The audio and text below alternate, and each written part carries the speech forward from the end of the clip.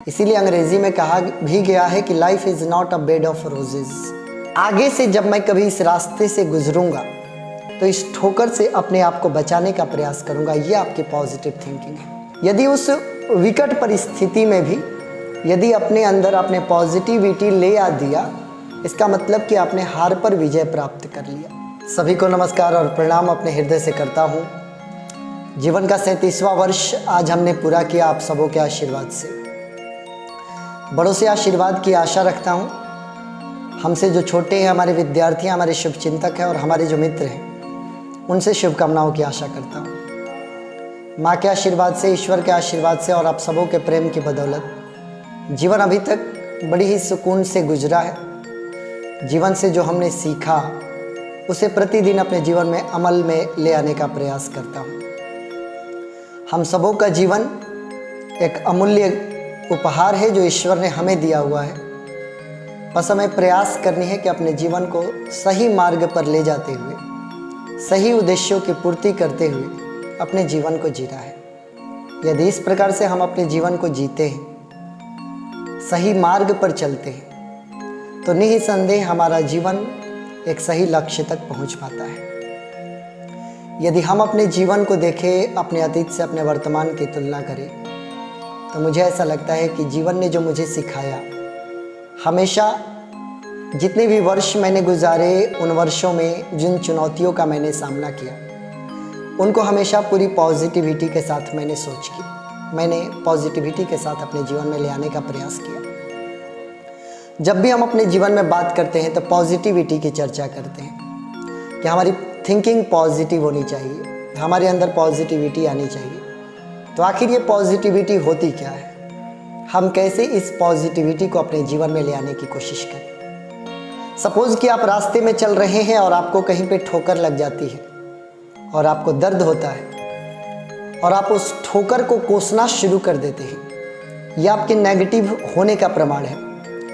लेकिन उसी ठोकर को देखकर जब आप अपने दिल में ये बात ले आते हैं कि आगे से जब मैं कभी इस रास्ते से गुजरूंगा तो इस ठोकर से अपने आप को बचाने का प्रयास करूंगा, ये आपकी पॉजिटिव थिंकिंग है।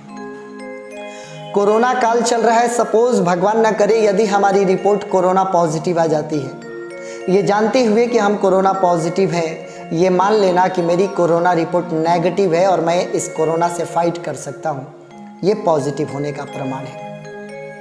यदि आप किसी अपने अटेम्प्ट में फेल हो जाते हैं और आप निराश हो जाते हैं और आगे अटेम्प्ट करना छोड़ देते हैं, ये आपका नेगेटिव होने का प्रमाण है।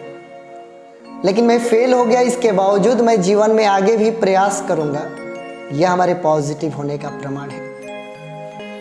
अगर कोई हमारी शिकायत करता है, हमारी आलोचना करता है, हमें पसंद नहीं करता, और इस सोच को लेकर यदि हम उस व्यक्ति को अपना शत्रु मान लेते हैं तो हम नेगेटिव हैं।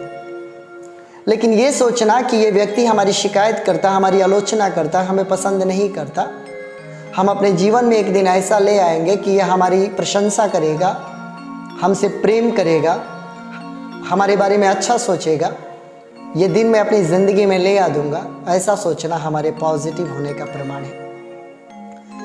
जीवन कभी ये मानकर नहीं चलना है कि आपके बहुत ही ज़्यादा सुगम रास्ते हैं। सुगम रास्तों से आपका भेंट नहीं होने वाला। इसीलिए अंग्रेजी में कहा भी गया है कि life is not a bed of roses. जीवन में आने वाली चुनौतियों का सामना करना, उनको फेस करके अच्छे रिजल्ट्स को ले आना, ये ज़रूरी है। हम ये जानते हैं कि जीवन में कई बार ऐसी विकट परिस्थिति आ जाती है कि हम चाह कर भी अपने अंदर पॉजिटिविटी नहीं ले आ पाते, हम नेगेटिव हो जाते हैं। और ये शाश्वत सत्य है, ऐसा होता है।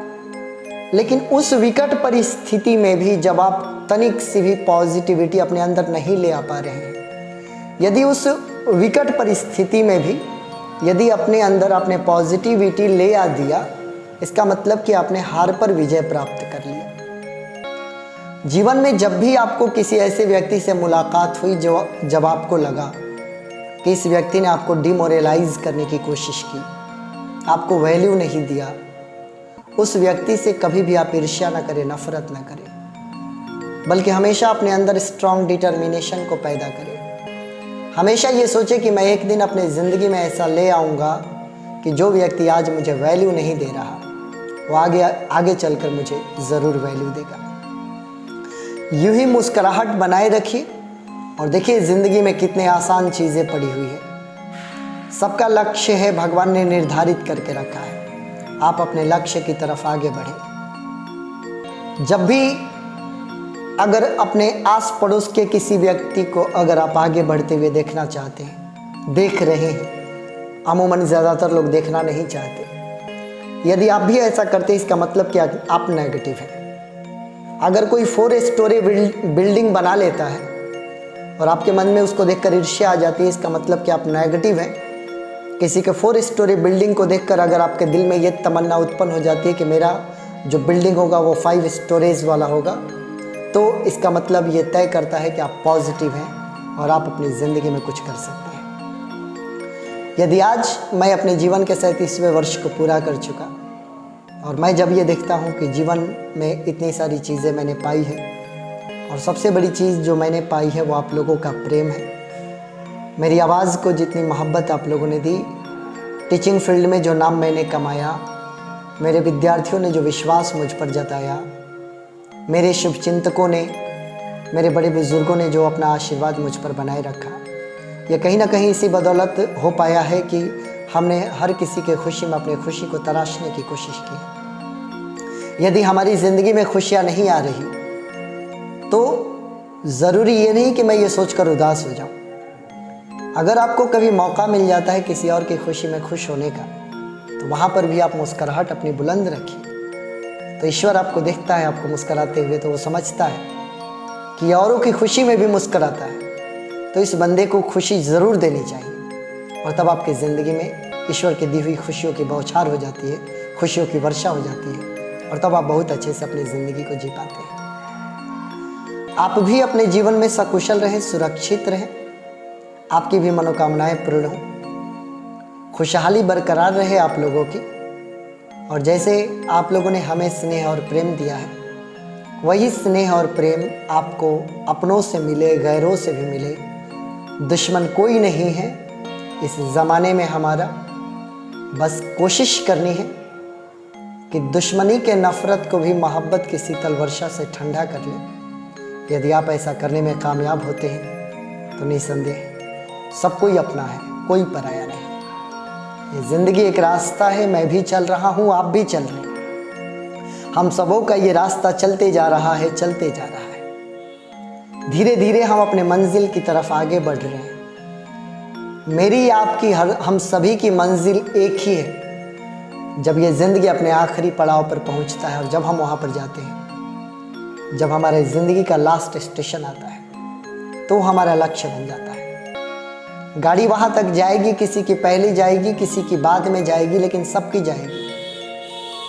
तो ये जो गाड़ी हमारी चल रही है, जीवन रूपी गाड़ी, तो अपने जीवन के इस रास्ते में देखें आप, कईयों को आपकी ज़रूरत है, लोग आपको पुकार रहे हैं, उनके पुकार को सुनने का प्रयास कीजिए।